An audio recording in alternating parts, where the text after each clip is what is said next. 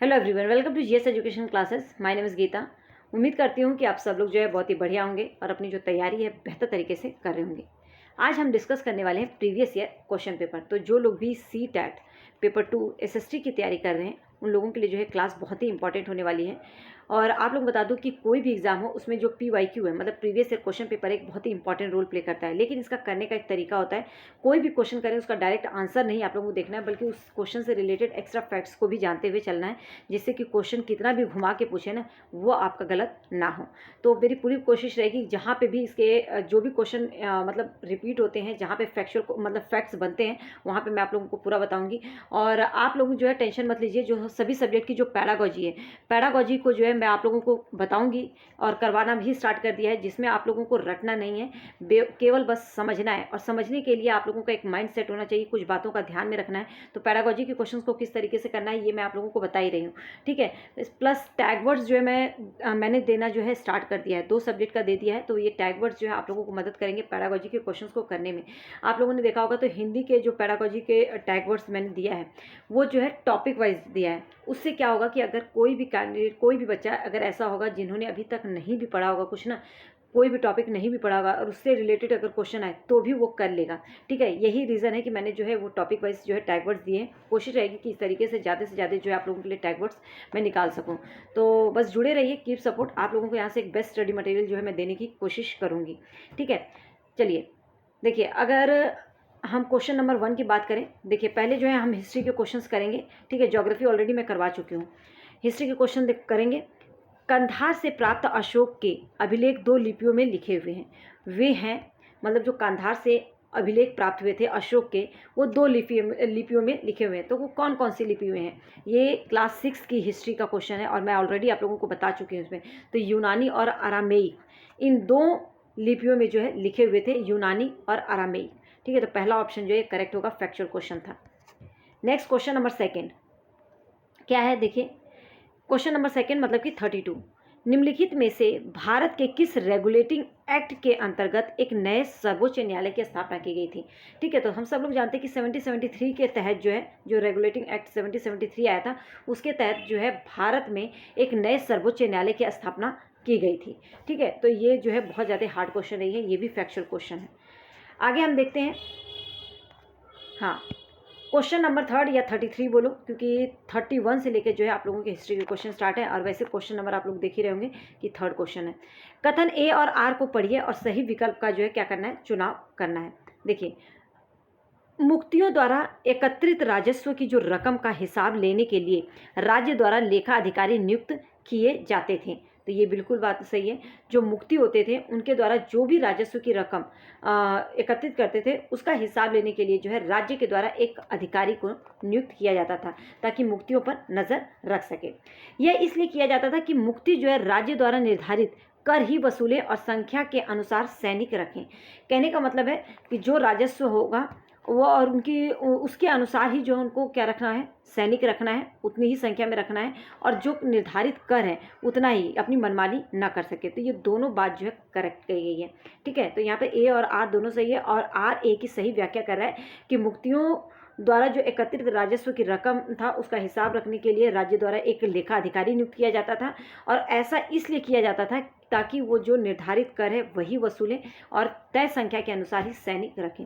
तो दोनों ही सही है। और ए जो है, आर जो है आर जो है सही व्याख्या कर रहा है ए की, ठीक है। ये सब क्वेश्चंस मैंने करवाए हुए हैं। जिन लोगों ने भी अच्छे से किए होंगे ना, जो मैं नोट्स देती हूँ आप लोगों को, मैंने बताया था कि एनसीईआरटी किस तरीके से पढ़ना है। अगर आप अच्छे से करना चाहते हैं तो 6th और 7th क्लास की हिस्ट्री भी कंप्लीट करवा चुकी हूँ, और ज्योग्राफी 6 to 8 की कंप्लीट हो चुकी है। सिविक्स मैंने अभी तक टच नहीं किया है, लेकिन मेरी पूरी कोशिश रहती है कि जो भी मैं करवाऊँ अच्छे तरीके से कराऊँ। लेकिन वो आप ही बता सकते हैं कि आपको समझ में आया या नहीं, और आपने जो है उसे पढ़ा या नहीं, और उसके पढ़ने के बाद अगर पढ़ा है तो ये क्वेश्चंस आप लोगों से हो पा रहे हैं या नहीं। तो वो अपना जो है राय जरूर दीजिएगा कमेंट में, और कोई भी डाउट है तो कमेंट करके आप पूछ सकते हैं। नेक्स्ट क्वेश्चन देखते हैं, क्वेश्चन नंबर 4। शत्रु राज्य द्वारा आक्रमण के मुख्य लक्ष्य जो है मंदिर थे। क्यों?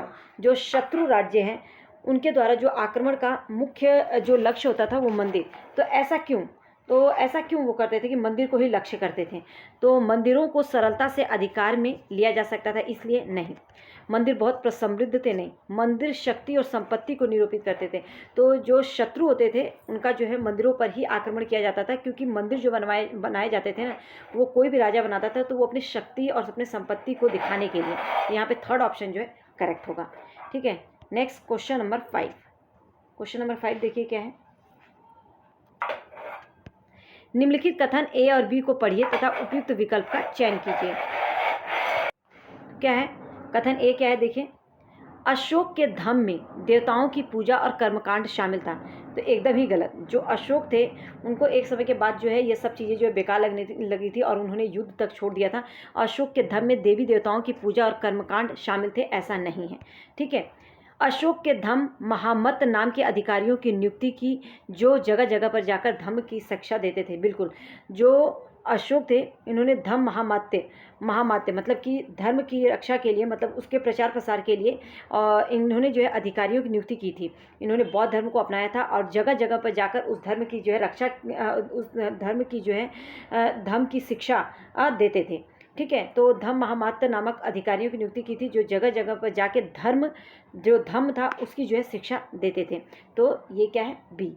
तो बी तो आपका करेक्ट है, लेकिन ए जो है आपका यहाँ पे गलत है। तो देखिए यहाँ पे तो दोनों सही बता दिया, दोनों गलत बता दिया, लेकिन बी तो सही है। ए सही, बी नहीं। ए गलत है और बी सही है। फोर्थ ऑप्शन जो है करेक्ट होगा। Next question number 6। Question number 6 क्या है देखिए। हाँ, तो क्वेश्चन नंबर 6 में क्या कहा गया है? निम्नलिखित में से चोल वंश के संबंध में कौन सा कथन सही है? ठीक है, ये चोल वंश के संबंध में कौन सी जो चीज़ है वो सही है? तो देखिए, राज राजा चोल के गंगई कोंड चोलपुरम नामक एक नई राजधानी बनाई थी। तो राज राजा ने जो है गंगई कोंड चोलपुरम को नामक एक राजधानी बनाई थी? नहीं। राजेंद्र चोल ने जो है बृहदेश्वर मंदिर का निर्माण करवाया था? नहीं।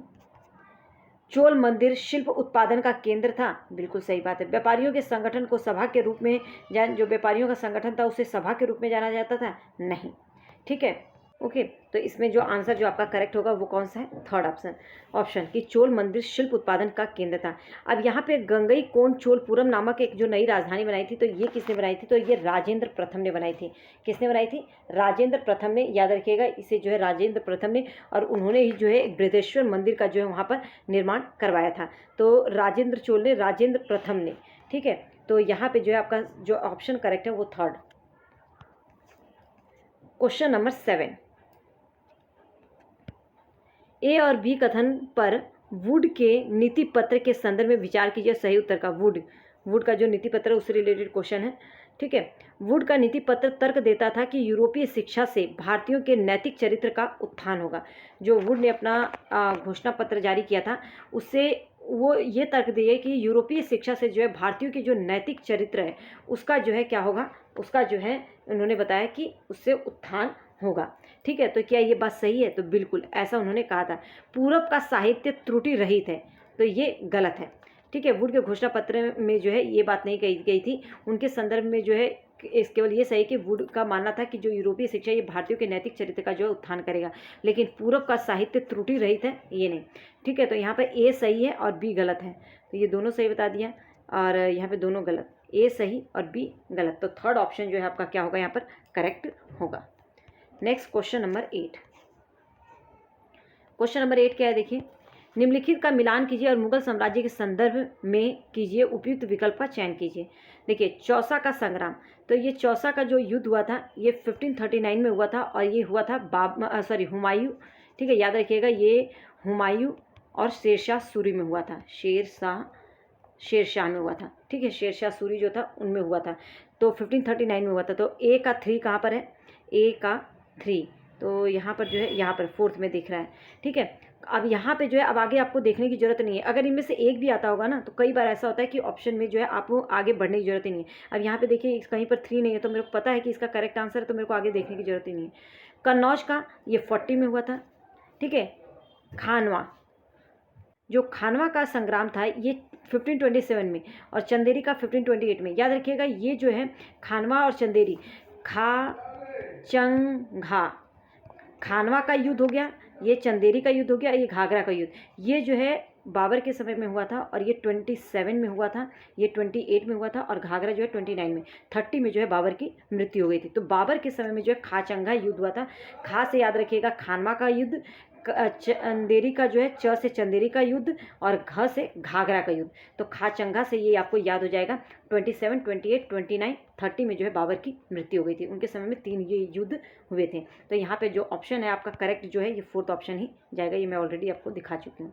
ठीक है, खाचंगा से याद रखिएगा बाबर के समय हुआ था। बाकी चौसा और कन्नौज जो है ये हुमायूं के टाइम में। नेक्स्ट क्वेश्चन नंबर जो है 9 क्या है, मुख्य भक्ति संतों के संदर्भ में निम्नलिखित का मिलान कीजिए और उपयुक्त विकल्प का चुनाव कीजिए। ठीक है, भक्तियों के संदर्भ में तो देखिए नम्मलवार, ये नम्मलवार कौन थे? तो ये जो है आपके दक्षिण भारत के थे। ठीक है, अब यहीं पर चैतन्य देवा कौन थे? पूर्वी भारत के।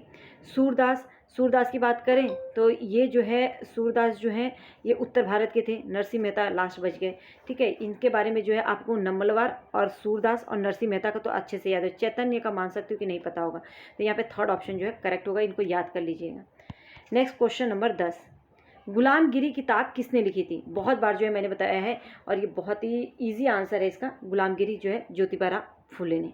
ठीक है, नेक्स्ट क्वेश्चन नंबर 11, एक मिनट, क्या है 11? देखिए, मानव जाति के लिए एक जाति एक धर्म और एक ईश्वर का प्रसिद्ध नारा किसने दिया था? मानव जाति के लिए तो ये ज्योतिबा राव फुले ने कि डॉक्टर भीमराव अंबेडकर ने कि नारायण गुरु या ईवी रामास्वामी नायकर ने? तो ये नारायण गुरु ने दिया था। एक जाति हो एक धर्म और एक ईश्वर का प्रसिद्ध नारा जिसने दिया था वो नारायण गुरु थे और ये जो है महात्मा गांधी के बहुत ही करीबी थे।